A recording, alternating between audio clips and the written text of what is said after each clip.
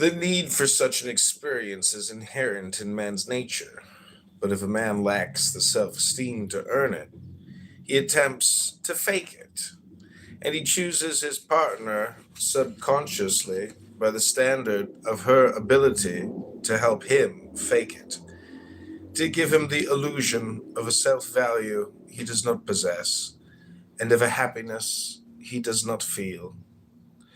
Thus, if a man is attracted to a woman of intelligence, confidence, strength, if he's attracted to a heroine, he reveals one kind of soul. If instead he is attracted to an irresponsible, helpless scatterbrain, whose weakness enables him to feel masculine, he reveals another kind of soul. If he is attracted to a frightened slut, whose lack of judgment, standards, allows him to feel free of reproach, he reveals another kind of soul. The same principle, of course, applies to a woman's romantic sexual choices.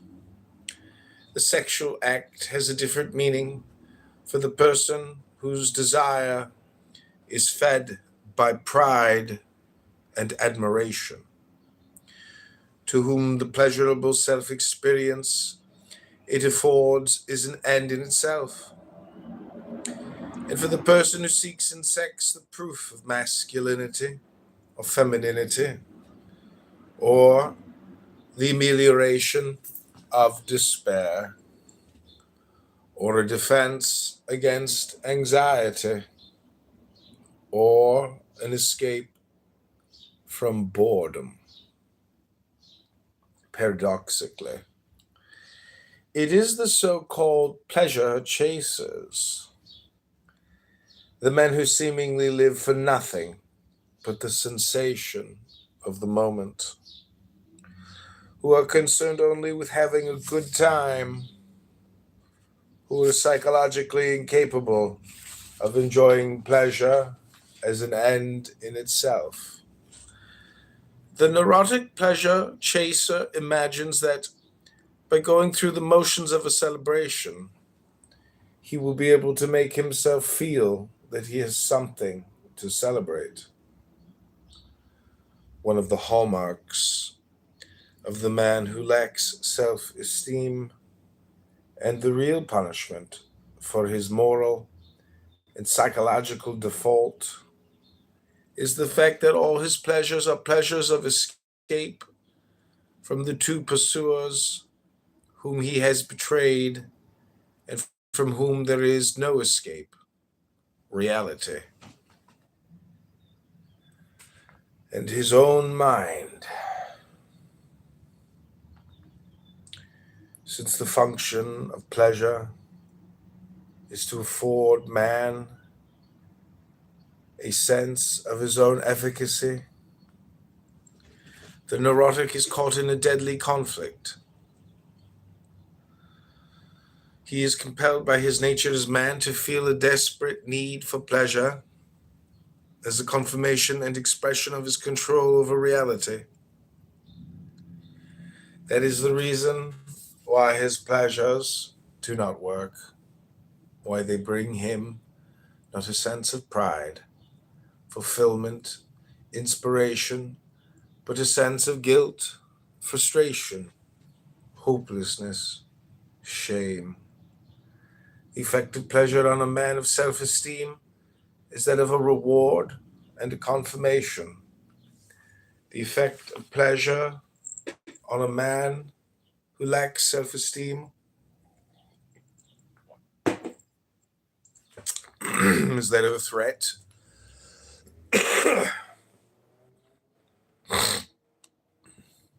The threat of anxiety, the shaking of the precarious foundation of his pseudo self value,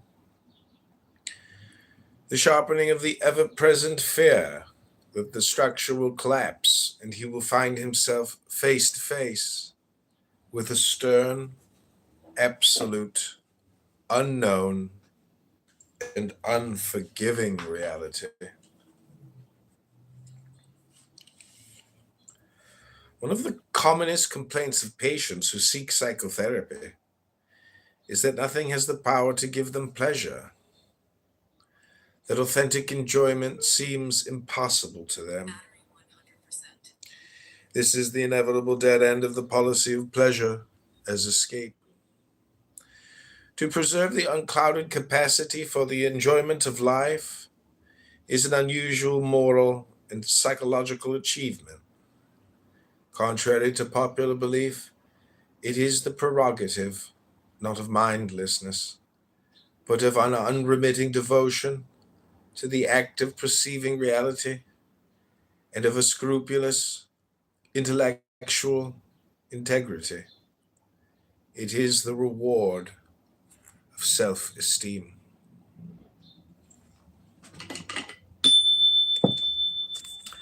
Chapter 7. Doesn't life require compromise?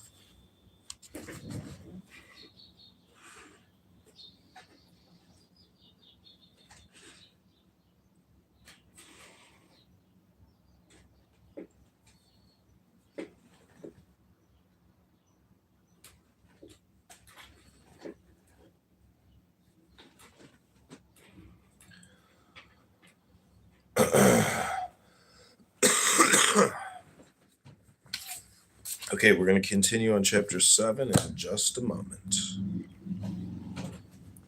But first, I got to go to the bathroom and get this big booger out of my nose. This big boogie. It's hanging on a cliff, waiting to come out and meet the world.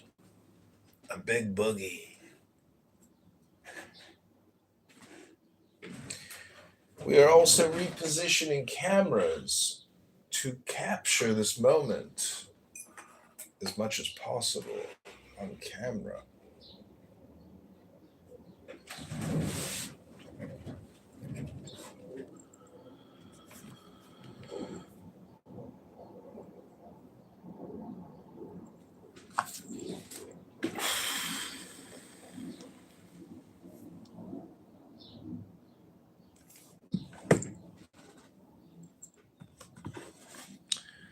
A little Suno music as I go pick this epic booga. Falling under skin to skin, drawn to the fire. I can't begin to play like it colors and light. Too close to touch, too far to fight.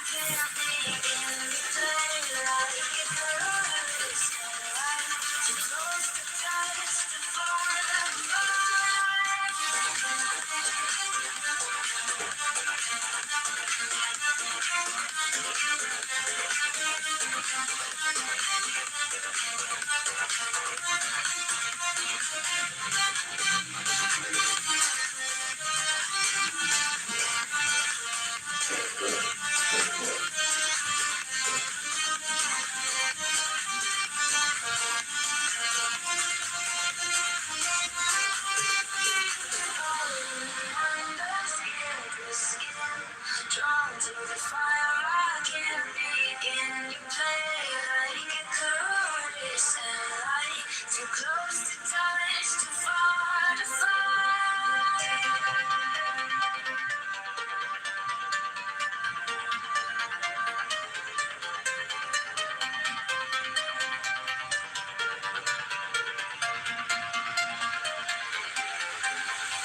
Falling under skin to skin, drawn to the fire.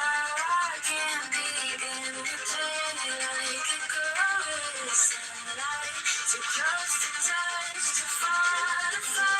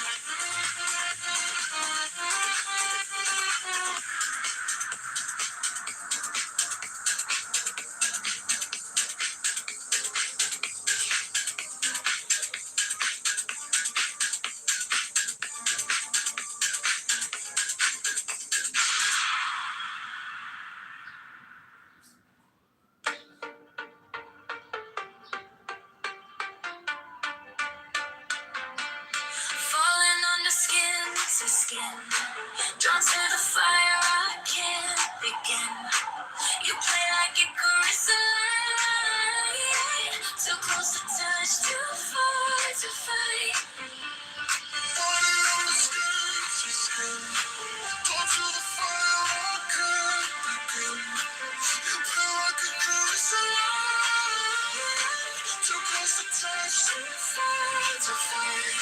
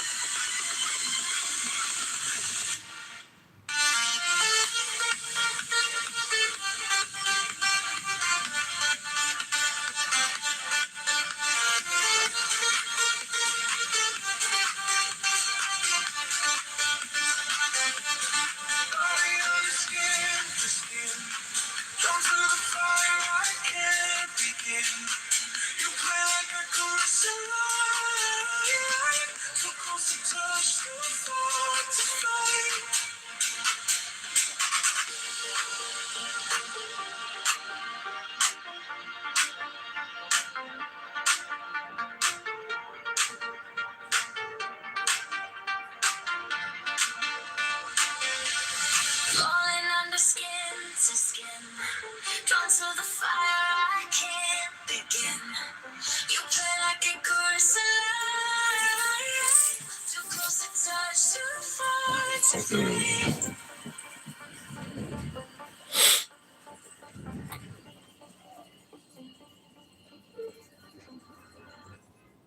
Okay, we are continuing on with Ein.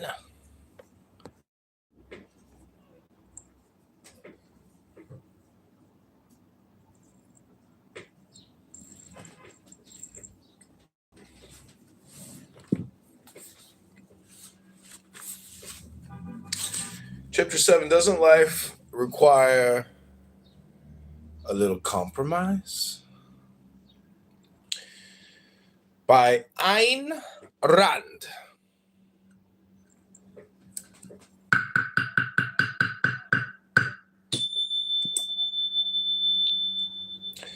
A compromise is an adjustment of conflicting claims by mutual concessions. This means that both parties to a compromise have some valid claim and some value to offer each other. And this means that both parties agree upon some fundamental principle which serves as a base for the deal. It is only in regard to concretes or particulars, implementing a mutually accepted basic principle, that one may compromise. For instance, one may bargain with a buyer over the price one wants to receive for one's product and agree on a sum somewhere between one's demand and his offer. The mutually accepted basic principle, in such case, is the principle of trade, namely, that the buyer must pay the seller for his product. But if one wanted to be paid and the alleged buyer wanted to obtain one's product for nothing, no compromise, agreement, or discussion would be possible. Only the total surrender of one or the other. There can be no compromise between a property owner and a burglar. Offering the burglar a single teaspoon of one's silverware would not be a compromise, but a total surrender. The recognition of his right to one's property. What value or concession did the burglar offer in return? And once the principle of unilateral concessions is accepted as the base of a relationship by both parties, it is only a matter of time before the burglar would seize the rest. As an example of this process, observe the present foreign policy of the United States. There can be no compromise between freedom and government controls. To accept just a few controls is to surrender the principle of inalienable individual rights and to substitute for it the principle of the government's unlimited arbitrary power, thus delivering oneself into gradual enslavement. As an example of this process, observe the present domestic policy of the United States.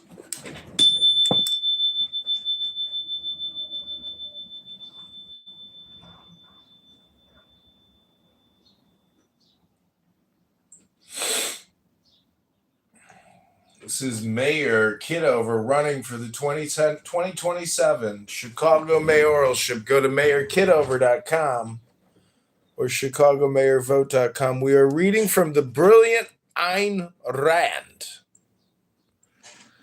I hope you enjoy this book on selfishness, on egoism versus altruistic suicide.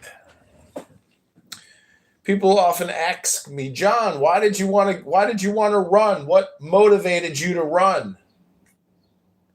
And I just like to quote a great leader when he said, "It's not important who we are. What's important is our plan." Okay, so every 60 seconds or so, I will be taking a little break and then creating a clip on YouTube on all these phones.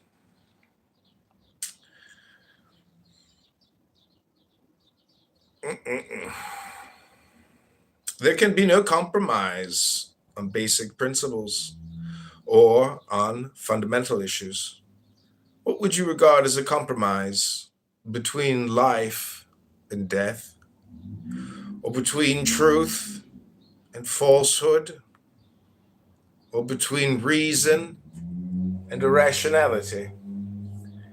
Today, however, when people speak of compromise, what they mean is not a legitimate mutual concession or a trade, but precisely the betrayal of one's principles, the unilateral surrender to any groundless, irrational claim. The root of that doctrine is ethical subjectivism, which holds that a desire or a whim is an irreducible moral primary, that every man is entitled to any desire he might feel like asserting, that all desires have equal moral validity, that the only way men can get along together is by giving in to anything and compromising with anyone. It is not hard to see who would profit and who would lose by such a doctrine. The immorality of this doctrine, and the reason why the term compromise implies in today's general usage an act of moral treason, lies in the fact that it requires men to accept ethical subjectivism as the basic principle superseding all principles in human relationships, and to sacrifice anything as a concession to one another's whims. The question, doesn't life require compromise, is usually asked by those who fail to differentiate between a basic principle and some concrete, specific wish. Accepting a lesser job than one had wanted is not a compromise. Taking orders from one's employer on how to do the work for which one is hired is not a compromise. Failing to have a cake after one has eaten it is not a compromise. Integrity does not consist of loyalty to one's subjective whims, but of loyalty to rational principles. Compromise, in the unprincipled sense of that word, is not a breach of one's comfort, but a breach of one's convictions. A compromise does not consist of doing something one dislikes, but of doing something one knows to be evil. Accompanying one's husband or wife to a concert does not care for music. When one does not care for music is not a compromise. Surrendering to his or her irrational demands for social conformity, for pretended religious observance, for generosity toward boorish in-laws is. Working for an employer who does not share one's ideas is. Accepting a publisher's suggestion to make changes in one's manuscript when one sees the rational validity of his suggestions is not compromise.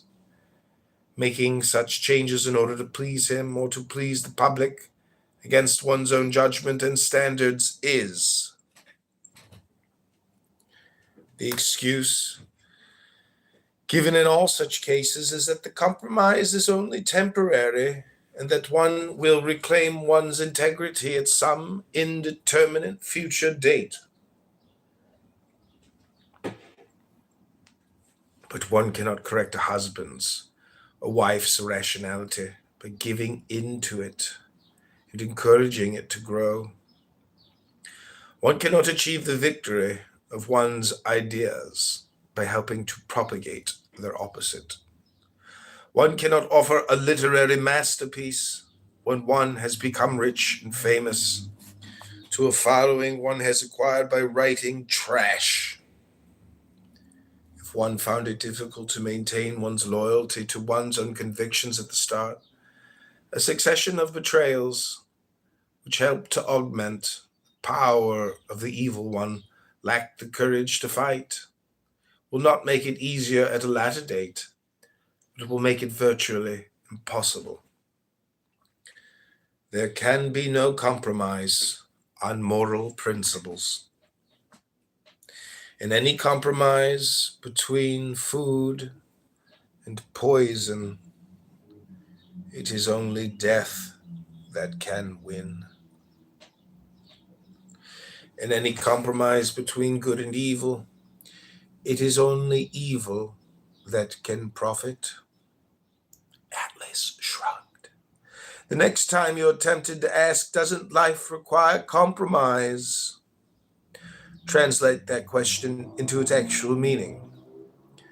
Doesn't life require the surrender of that which is true and good to that which is false and evil? The answer is that precisely is what life forbids. If one wishes to achieve anything but a stretch of tortured years spent in progressive self-destruction.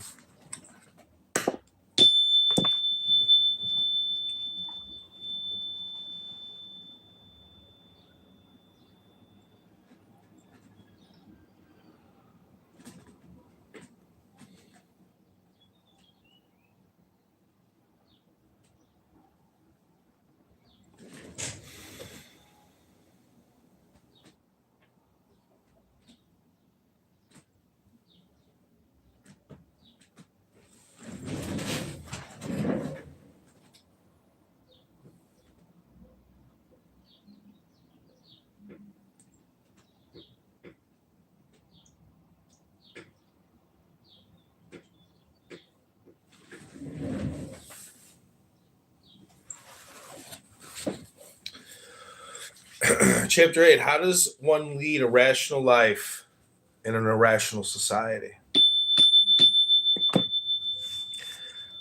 I will confine my answer to a single fundamental aspect of this question.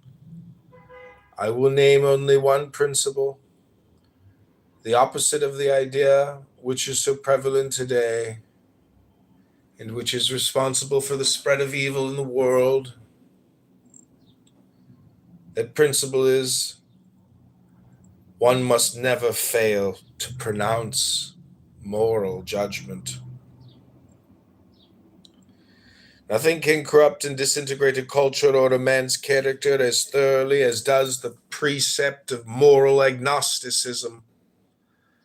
The idea that one must never pass moral judgment on others, that one must be morally tolerant of anything, that the good consists of never distinguishing good from evil. It is obvious who profits and who loses by such a precept. It is not justice or equal treatment that you grant to men when you abstain equally from praising men's virtues and from condemning men's vices. When your impartial attitude declares in effect that neither the good nor the evil may expect anything from you. Whom do you betray, and whom do you encourage? But to pronounce moral judgment is an enormous responsibility. To be a judge, one must possess an unimpeachable character. One need not be omniscient or infallible. And it is not an issue of errors or of knowledge. One needs an unbreached integrity, that is, the absence of any indulgence in conscious, willful evil. Just as a judge in a court of law may err when the evidence is inconclusive, but may not evade the evidence available, nor accept bribes, nor allow any personal feeling, emotion, desire, or fear to obstruct his mind's judgment of the facts of reality. So every rational person must maintain an equally strict and solemn integrity in the courtroom within his own mind, where the responsibility is more awesome than in a public tribunal, because he, the judge, is the only one to know when he has been impeached. There is, however, a court of appeal from one's judgments, objective reality. A judge puts himself on trial every time he pronounces a verdict. It is only in today's reign of immoral cynicism, subjectivism, and hooliganism that men may imagine themselves free to utter any sort of a rational judgment and to suffer no consequences. But in fact, a man is to be judged by the judgments he pronounces. The things which he condemns or extols exist in objective reality and are open to the independent appraisal of others.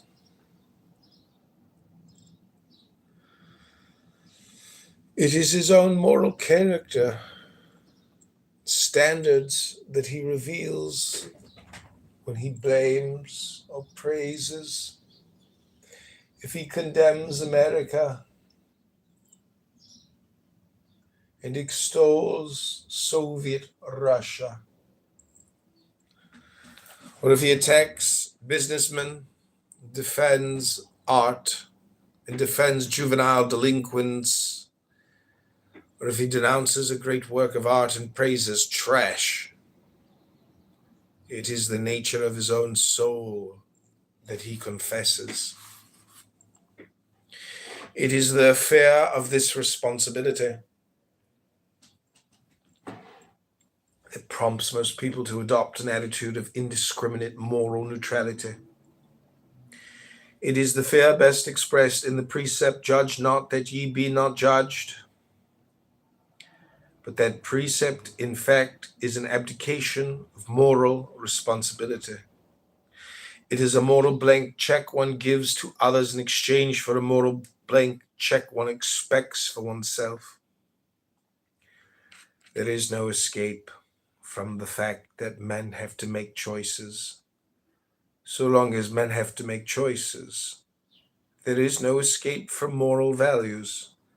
So long as moral values are at stake, no moral neutrality is possible.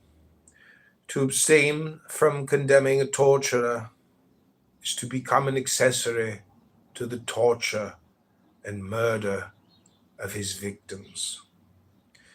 The moral principle to adopt in this issue is judge and be prepared to be judged. The opposite of moral neutrality is not a blind, arbitrary, self-righteous condemnation of any idea, action, or person that does not fit one's mood, one's memorized slogans, or one's snap judgment of the moment. Indiscriminate tolerance and indiscriminate condemnation are not two opposites, they are two variants of the same evasion. To declare that everybody is white, or everybody is black, or everybody is neither white nor black but gray, is not a moral judgment, but an escape from the responsibility of moral judgment.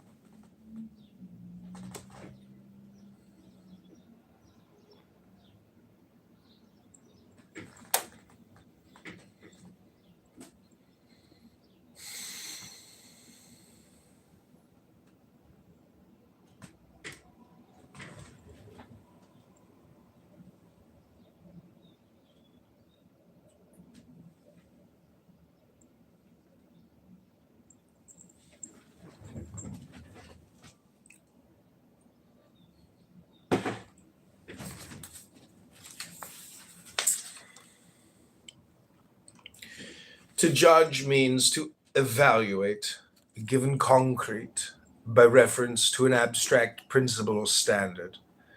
It is not an easy task.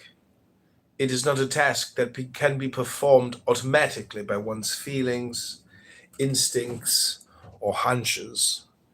It is a task that requires the most precise, the most exacting, the most ruthlessly objective and rational process of thought. It is fairly easy to grasp abstract moral principles. It can be very difficult to apply them to a given situation, particularly when it involves the moral character of another person. When one pronounces moral judgment, whether in praise or in blame, one must be prepared to answer why and to prove one's case to oneself and to any rational inquirer.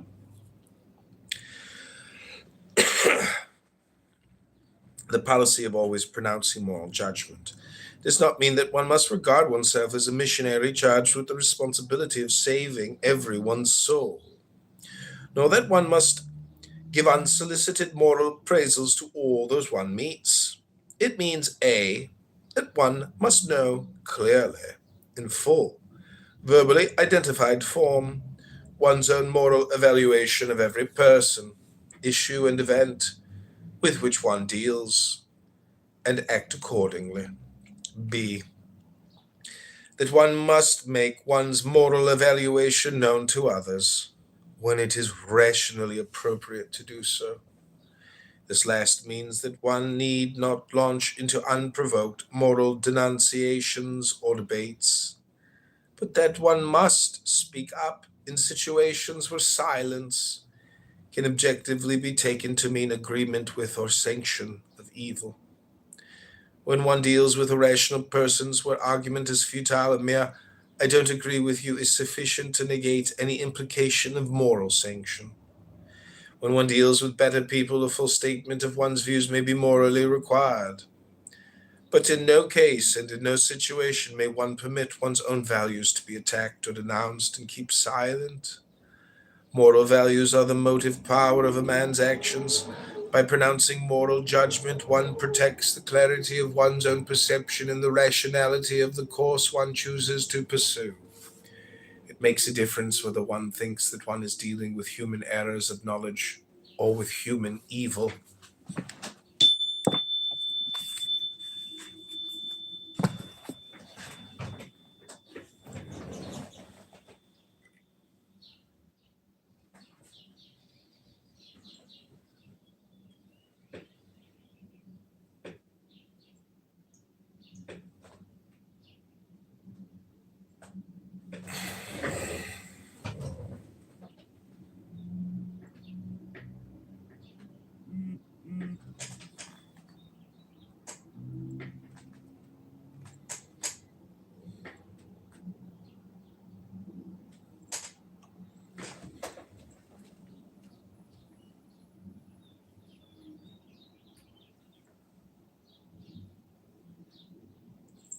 Okay, take a reading break.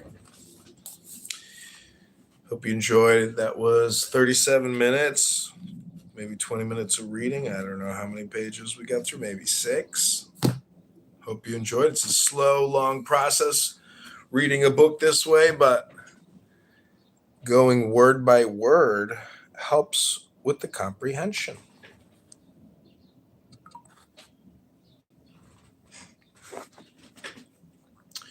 We've also been filming this on Meta, as well as Loki, as well as B.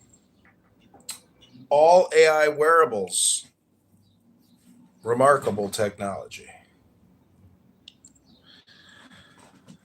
Okay, I give you the world of Clown House compared to the world of books. Prepare to witness historic, epic retardation. To the wonderful people, Concrete, I'm going to invite you back up. Come on up. I'm already up, First Lady. Thank you. Okay. Great. And where was I? Oh, so, if you guys continue to join the conversation, that would be great. If you have any new news, please don't hesitate to let us know, especially if it's breaking news. Let's see, what else do we have here? Oh, Christine. I'm here to cook ML. Why you want to cook?